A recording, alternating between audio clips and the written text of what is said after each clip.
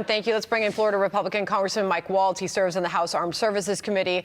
Congressman, thanks for your time today. Let's put up the map. There's been at least 75 attacks now and counting on U.S. military forces since October 7th. Are we responding forcefully enough? Well, clearly not, Sandra, because Iran has not been deterred. Iran is continuing its attacks. And I think the simplest explanation is they know they can get away with it. And they will trade their proxies and those casualties for American and Israeli casualties all day long. We have yet to hit anything that they truly care about. And that doesn't have to be military. That can be cyber. That could be actually enforcing the sanctions that are on the book. That could be stopping the massive increase in the outflow of oil. But I want to speak to the attack on international shipping. Look, 15% of global shipping flows through the Red Sea and through the Suez Canal. My understanding is commercial ships have been struck, that our ships are responding to protect that international trade, and then they have been targeted.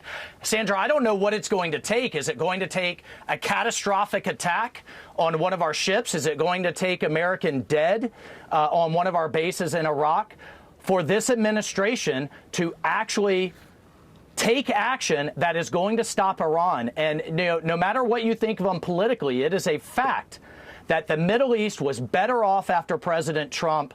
ISIS was defeated, Iran was broke, and we had the Abraham Accords because he understood deterrence and he understood that peace would only be restored once Iran met American steel.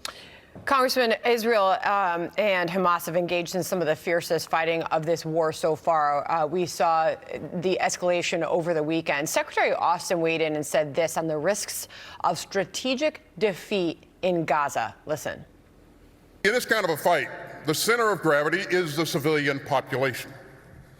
And if you drive them into the arms of the enemy, you replace a tactical victory with a strategic defeat. I want to get your reaction to that, Congressman. Sandra, I was there, and I was a bit dumbstruck that there were more warnings to Israel, our ally, a democracy, with a military that abides by the laws of war. There were more warnings in the Secretary of Defense's speeches to our ally Israel than there were to Hamas, and Iran wasn't mentioned at all. So it was what he left out of his speech that I thought was so damning, but it shows, I think, at the end of the day, the true colors of this administration. They're putting more pressure on Israel than they are the terrorists or their backers in Tehran. And by the way, the center of gravity, as I've said, all roads lead back to Tehran. As long as they're flush with cash, we're going to find ourselves in this same situation next year, 3 years, 5 years from now, because they're not going to quit until they can dominate the Middle East, destroy Israel, and expel the United States from the region. All right, we're about 22 minutes away from this White House press briefing. Karine Jean-Pierre is bringing in Jake Sullivan. He'll be at the podium today. What do you want to hear from the White House and the National Security Advisor? I am praying for our soldiers in the Middle East and for our ally that we finally see a reversal on Iran policy.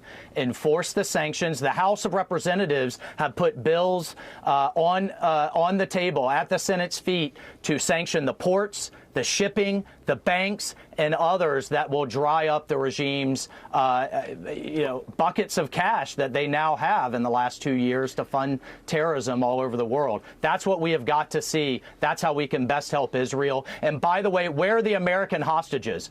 Let's see some information on them as well. All right, that is reason to listen to every word that comes out of this White House when that briefing is underway just a few minutes from now. Congressman, thank you.